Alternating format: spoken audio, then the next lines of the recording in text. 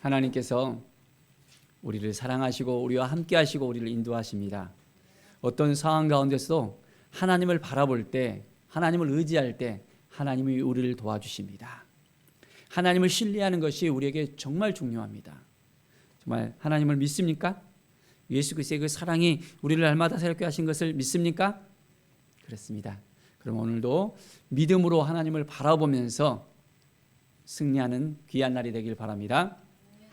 오늘 말씀은 출애굽기 32장의 말씀입니다. 모세가 하나님의 말씀을 받고 하나님의 뜻 가운데 이스라엘 백성들이 이제는 하나님께로 더 가까이 나가기를 원하는 그 마음이 있었습니다. 하나님이 주신 마음을 함께 나누고 하나님께서 인도하여 주시는 그 백성이 되기를 원했습니다. 그런데 어찌된 일일까요? 모세의 생각과 하나님께서 이스라엘 백성을 이끌어서 애굽에서 이끌어서 그들을 하나님의 백성으로서 하나님께서 약속하신 땅으로 이끌어 가서 하나님께서 그들을 온전하게 새롭게 하시기를 원하셨습니다.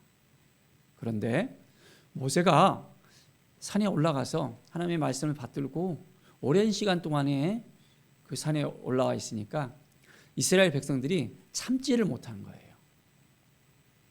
참 인내할 수 있어야 되고 기다릴 줄 알아야 되는데 기다리지 못했습니다. 그러니까 어떻게 됐을까요? 아론에게 우리에게 이제 우리를 인도할 그 신을 보여주라. 그 신을 만들어서 우리가 그 신이 우리를 이끌어갈 수 있도록 좀 해달라고 요청을 합니다. 그리고 이제는 금송아지를 만들어냅니다. 그들이 애굽에서 가지고 오는 그 금부지들을 다 모아서 이제는 금송아지를 만들면서 그 금송아지가 하나님이라고 그들이 말하면서 하나님을 섬기려고 하는 거예요. 이것이 올바른 생각입니까? 이스라엘 백성들이 정말 잘하고 있는 것입니까? 하나님이 그들을 인도하여 주셨고 이끌어 주셨는데 그들은 여전히 깨닫지 못하는 것을 볼 수 있습니다. 우리는 어때요? 우리를 예수님께서 피 흘리시고 우리를 그 죄값에서 깨끗하게 하셨는데 날마다 그 은혜 가운데 살아야 되는데 그것을 망각할 때가 있습니다. 하나님의 은혜를 받고 하나님과 그 첫사랑을 계속 유지해야 되는데 눈길이 다른 데 돌려져 있는 거예요. 하나님을 의지하고 하나님을 바라는 것보다는 세상을 바라봅니다. 물질을 바라봅니다. 사람을 바라봅니다. 명예를 바라봅니다. 권력을 바라봅니다. 뭔가 다른 것에 눈길이 가 있는 때를 발견하게 되어집니다. 분명히 알아야 됩니다. 가장 우선시돼야 될 거, 잊지 말아야 될 거, 하나님께 더 가까이 나가며 하나님께 찾고 하나님의 음성을 듣고 하나님의 말씀 앞에 서야 됩니다. 그렇지 못하면 우리는 쓰러지고 넘어질 수밖에 없습니다. 섰다 하면 넘어질까 조심해라 했습니다. 우리의 믿음이 온전해져서 하나님을 더 의지하고 하나님을 바라보는 우리의 삶이 되어지길 바랍니다. 자, 7절에 보십시오. 여호와께서 모세에게 말합니다. 너는 내려가라. 내가 애굽 땅에서 인도하여 낸 내 백성이 부패하였도다. 하나님이 알고 계셨어요. 모세는 이제 하나님께서 이 백성을 이끌어내시고 좀 말씀을 주셨는데 하면서 부푼 가슴을 가지고 이스라엘 백성에게 내려가려고 했었습니다. 그런데 어찌된 일입니까?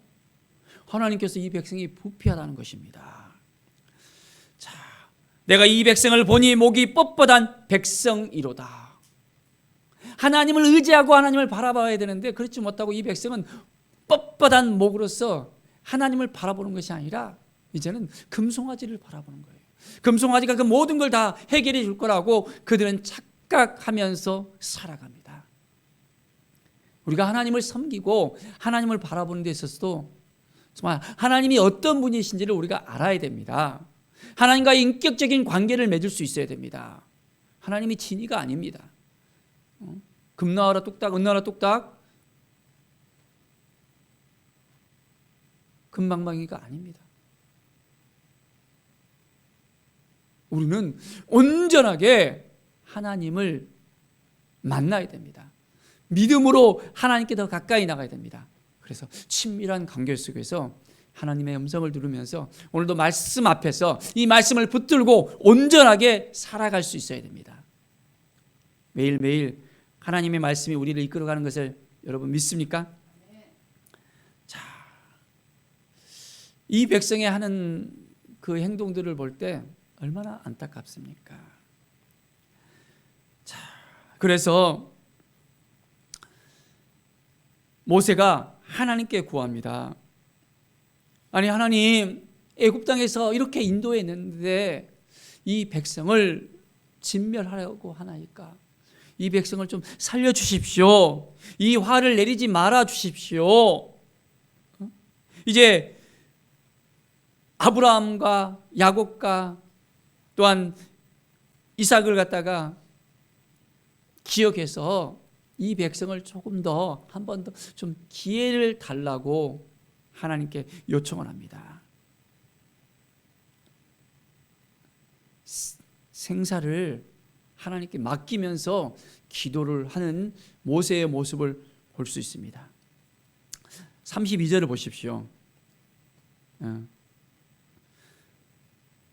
원하건대 주께서 기록하신 책에서 내 이름을 지워 버려 주옵소서.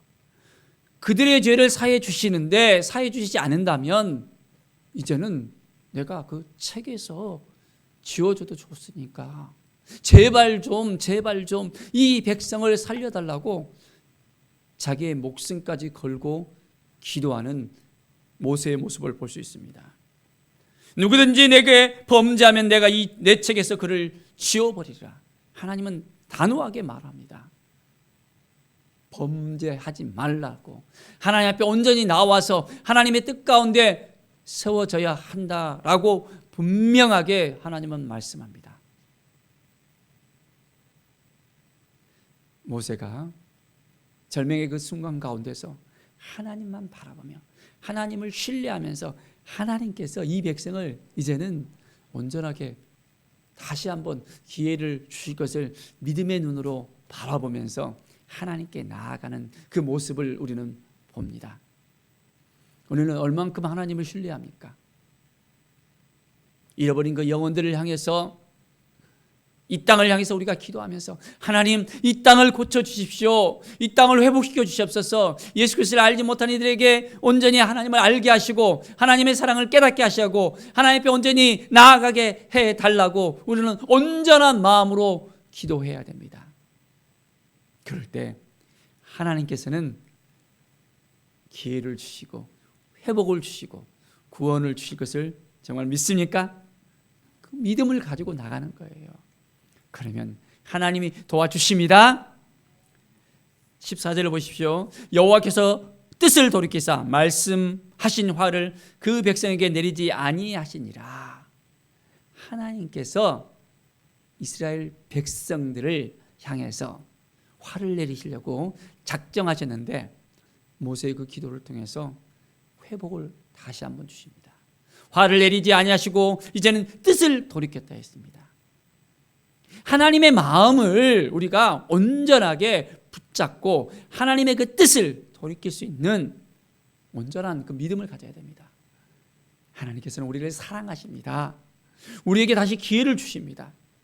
우리가 죄 가운데 빠져서 더 이상 허덕거리면서 그 죄 때문에 벗어나지 못하고 이제는 너무너무 힘들어하고 눌려하고 더 이상 기회가 없는 것처럼 보일 수 있습니다.